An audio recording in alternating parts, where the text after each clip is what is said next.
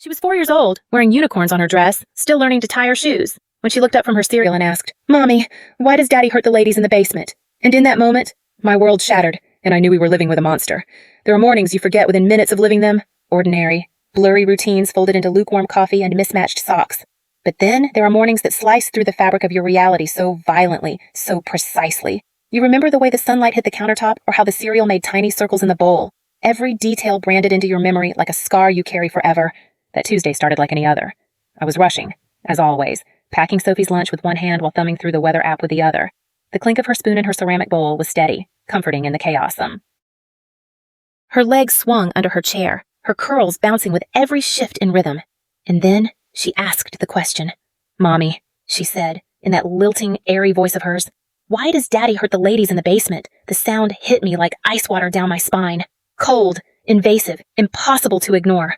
I turned to her slowly, my hands frozen mid-motion, the juice box I was holding slipping slightly in my grasp. "What did you just say?" "Sweetheart," I asked, barely recognizing my own voice. She repeated it, calmly, casually, as though she were asking why leaves turn orange or how clouds stay in the sky. There was no fear in her voice, no trembling, just pure, childlike curiosity, the kind that comes from simply noticing the world around you and wanting answers. Her unicorn dress fluttered as she tilted her head, sunlight weaving gold through her hair like a halo. Innocence. Pure, fragile, glowing innocence. That innocence made her words all the more terrifying. Mark had left for his business trip the night before. Typical routine suit, briefcase, and a kiss on the forehead. Chicago this time, he'd said, then disappeared into the night in his spotless sedan, the same way he always did. Pharmaceutical sales, he told everyone, hospitals, medical expos, hotel rooms I wasn't allowed to ask too much about. And then there was the basement, his sanctum, locked for years behind an industrial-grade padlock. Off limits. Expensive equipment. He'd explained when he first secured it. Too risky to let anyone down there. I didn't question it. I wanted to be a good wife, a trusting one. But now, that locked door felt like a vault, and my daughter had just handed me the key to hell. "Sophie," I said slowly, my stomach curdling, "Daddy doesn't hurt anyone. Where did you hear something like that?" She looked puzzled by the question, confused by my fear. "I heard them," she said softly. "Last night, the lady with the yellow hair was crying a lot. She kept saying please, like when I want more cookies." The spoon in her hand made a soft clink against the bowl, rhythmic, haunting. My mind screamed for logic, for some rational explanation. But her voice was steady, unwavering. Mark had been in the basement the night before. I'd gone to bed early. He'd stayed down there past midnight, claiming he needed to organize inventory for the trip. I'd noticed music playing, classical, of all things, which struck me as odd. Mark hated classical music, said it was pretentious. Garbage for snobs, he called it. So why was it echoing through the floorboards? What lady? Sophie. My voice cracked as I tried to stay calm. "What lady are you talking about?" She stirred her Cheerios again, deliberate and thoughtful, the one who looks like the girl on the missing poster. The one on TV. She keeps asking for her mommy. She sounds really scared. And then I knew, deep in my bones, in that primal place where every mother senses danger even before it arrives. This wasn't a dream, or a misunderstanding, or a child's imagination. Sophie had seen something real. She had heard something I had never dared to consider. The juice box slipped from my fingers and burst open on the floor, the apple juice spreading across the linoleum like blood. Sophie's eyes widened. "Mommy, are you okay?" But I wasn't okay. Not anymore. And I don't think I ever would be again. I told myself I was overreacting, that kids say strange things all the time, that maybe Sophie had overheard the news. We'd been watching the missing persons coverage for weeks, after all, but her details were too precise, too grounded. Her voice held no uncertainty, only that crystal clear honesty that children carry before the world teaches them how to lie. Still, I tried to push it away, and I packed her snack, helped her into her shoes, zipped up her tiny pink backpack like it was just another school morning. I told myself this was just stress, exhaustion, paranoia. But all the while, I kept catching her eyes drifting, not toward her drawings on the fridge or the cartoons playing in the background, but to the basement door, the one she wasn't supposed to even think about. When I dropped her off at preschool, I barely remembered how I got there. "Mrs. Patterson smiled and waved. Other moms chatted about bake sales and play dates. I nodded. I smiled. I played along, but something had cracked wide open inside me, and no performance could patch it back together. Back at home. I stood in front of the basement door like it was an altar. That steel lock gleamed in the morning light. Solid, mocking, final. I pressed my ear against the wood. At first, nothing. Just the familiar hum of the refrigerator, the tick of the wall clock. Then, faintly, unmistakably, scratching. Like nails dragged across old wood. Then, softer. A sob. Not loud, not dramatic. Just a quiet, desperate sound. A sound that didn't belong in any loving home. I stumbled backward, heart slamming against my ribs like it wanted out. No, I told myself. This couldn't be real. I was letting a 4-year-old's words twist my mind into knots. Mark was a professional. A good provider. A man with awards framed in the office. A man I married because he made me feel safe. Didn't he? He had always said he was protecting us, from burglars, from bad people. That's why the door was locked. That's why he handled our finances, our schedules, our phone plans. That's why he wanted me to quit my job after Sophie was born. She needs her mother more than she needs daycare, he'd said, cupping my cheek with practiced warmth. And we're doing just fine, aren't we? I had called it love, but now every memory wore a different mask. That afternoon, when Sophie came home, she was all giggles and stickers, excited about finger painting and how her teacher had let her be the line leader. But even in her joy, she avoided the basement door with surgical precision, like it was a wound she didn't want to see open again. Over apple slices and goldfish. I asked carefully, "Sweetheart, can you tell Mommy more about the lady with yellow hair?" She looked up, chewing thoughtfully. She kept saying, "Please," and "I want to go home." She sounded like me when I have a bad dream. And, "Did you hear anything else?" She nodded. There was banging, like someone hitting the wall. And the chains were moving. Chains. My voice caught, like on my swing, but louder. They were clinking. And the lady with the dark hair wasn't making noise anymore. I blinked, hard. What do you mean she wasn't making noise? She was just laying there. Not like sleeping, because her eyes were open. But she didn't blink. And she looked really sad. I stood up so fast the chair scraped against the floor. I barely made it to the bathroom before I collapsed over the sink and threw up everything inside me. Later that night, when Sophie was finally asleep, I called my sister. "Hey," I said, trying to sound casual, thinking of maybe coming by this weekend. You know, just to get out of the house. Rebecca didn't buy it for a second. "Okay, what's going on? You sound like you've seen a ghost." I hesitated. My tongue was heavy. My throat felt tight. The truth was too big, too surreal to fit into a phone call. How do you explain that your husband might be a monster, and that your daughter might be the only one brave enough to say it out loud? "I'm fine." I lied. "No, you're not. Don't lie to me." But I did. I lied because the truth wasn't safe. Not yet. Maybe not ever. After we hung up, I sat alone in the living room, staring at the basement door through the sliver of hallway where it was barely visible. And I realized I couldn't do nothing. I waited until the house was silent, the kind of silence that settles like dust when even the night has grown tired of watching you. Then I picked up a flashlight and walked downstairs. The scratching had grown louder, the sobs more urgent. And somewhere, deep inside that concrete belly of our home, I heard chains move. That was the moment I stopped pretending and started planning to survive. I called 911 just after midnight. My voice barely rose above a whisper, as if speaking louder might awaken the nightmare fully and bring it slithering into my room. I didn't scream. I didn't cry. I just said the words that no wife, no mother, no human being should ever have to say. "I think there are people trapped in my basement. Please come. Please hurry."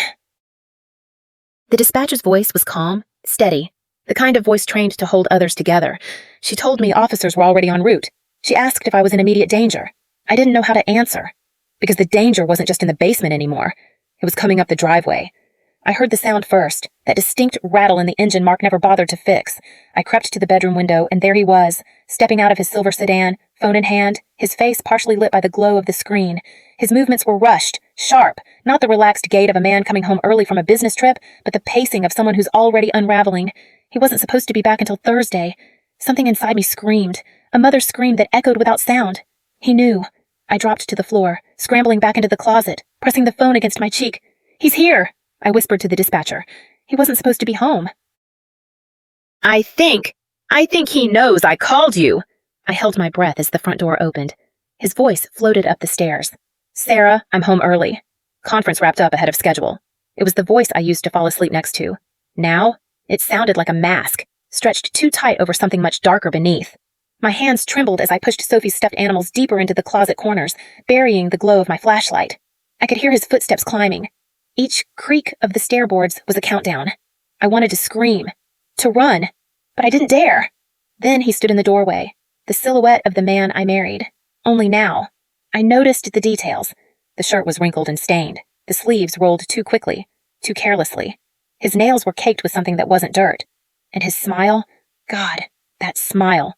You look nervous, he said, tilting his head slightly. Long day, just tired, I replied, trying to sound natural. Sophie was wild today.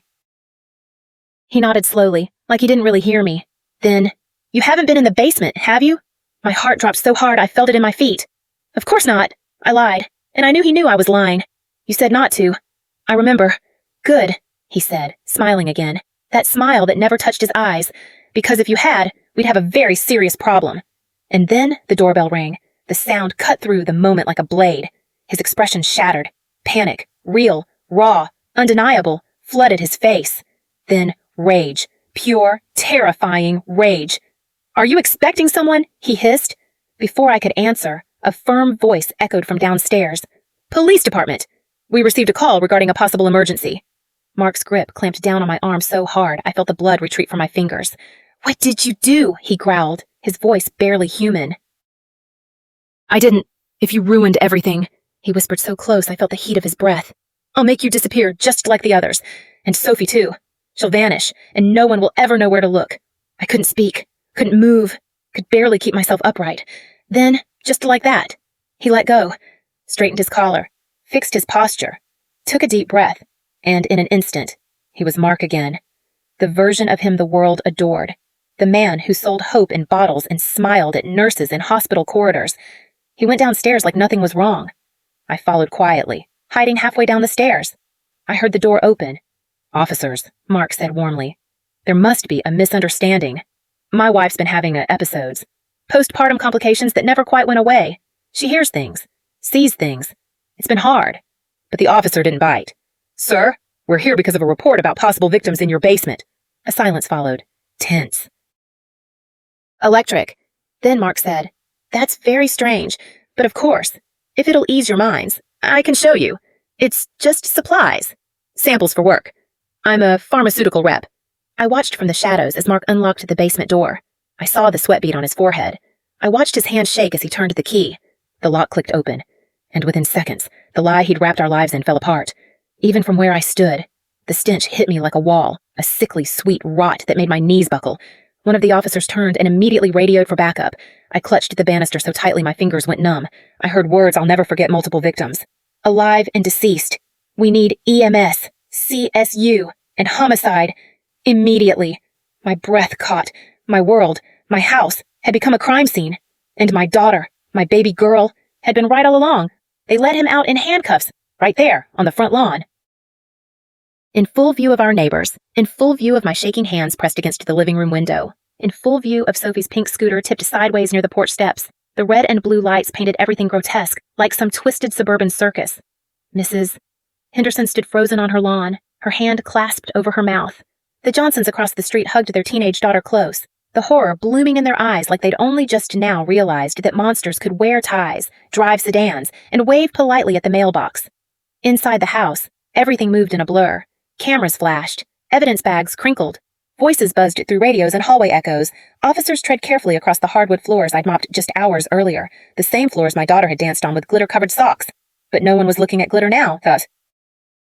One officer pulled me aside, a woman, mid-50s, steel-gray braid tucked behind her collar and eyes that didn't flinch. Detective Morrison, she introduced herself, quietly, kindly, like someone who's held too many truths she didn't want to hear. We're processing the scene, but it's bad. Real bad. I didn't ask how bad. I didn't have to. They carried 2 black body bags up from the basement. 2 women who would never go home, never hug their mothers again, never tell their stories except through blood and silence. But then came the third. She was still alive. Barely. Jennifer Walsh, the missing nursing student with the sunshine hair and the smile too young to have known so much terror, was strapped to a gurney, IV lines tangled in her arms, her skin ashen and lips cracked from dehydration. But her eyes were open. She saw me. And even through the trauma, the agony, the disbelief, she nodded. She knew Sophie had saved her. Later, in the kitchen that no longer felt like mine, Detective Morrison sat across from me. Her tone was gentle but unflinching, like someone guiding a plane through fire. Your husband is being charged with kidnapping, aggravated assault, and multiple counts of homicide, she said. We found chains, recording equipment, medical tools, journals. I blinked. Journals. She nodded grimly. Detailed entries. He documented everything. Each woman, how he found them, what he did, what he planned next. My hand went to my throat, the nausea returning. How many? Morrison paused, her face softening, but not with pity, with respect. 7 confirmed, she said. So far. But there may be more. We think your call stopped him from becoming one of the worst serial offenders this country has ever seen. My lips trembled. Sophie, she's 4. She doesn't understand what any of this means. No, the detective said, but she understood enough to speak up, and that saved lives. They found more victims, not just in the basement, but in files, maps, digital folders tucked away like trophies. Women from across the region. Some who'd been missing for months, others for years, one from before I even met him. A student nurse in Ohio who'd vanished on her way to a night shift. A pharmacy technician from West Virginia. A hospital administrator from Kentucky. He had a pattern, a method, and a cover story airtight enough to fool me, his wife, for nearly a decade. The journals were clinical, cold. He logged names, routines, fears, logged pain like numbers in a ledger. He'd been planning to expand, already bought isolated properties in 2 other states, installed security systems, studied soundproofing, and while I'd been baking cupcakes for Sophie's birthday, he'd been building hell under our floor. The trial came months later. I testified, shaking but unbroken. Sophie did not. She didn't have to.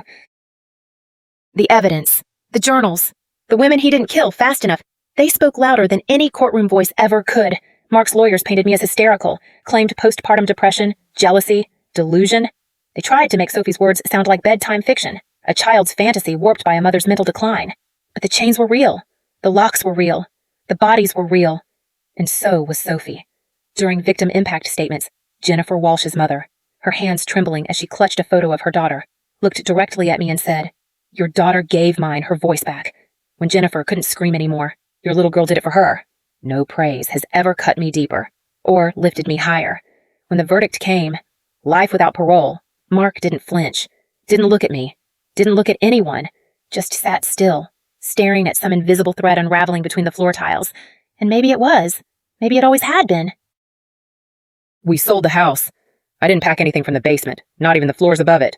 I didn't want to salvage the curtains I once hemmed, or the photos that used to hang in the hallway. It wasn't a home anymore. It was a tomb that breathed. After the trial, we left the state entirely.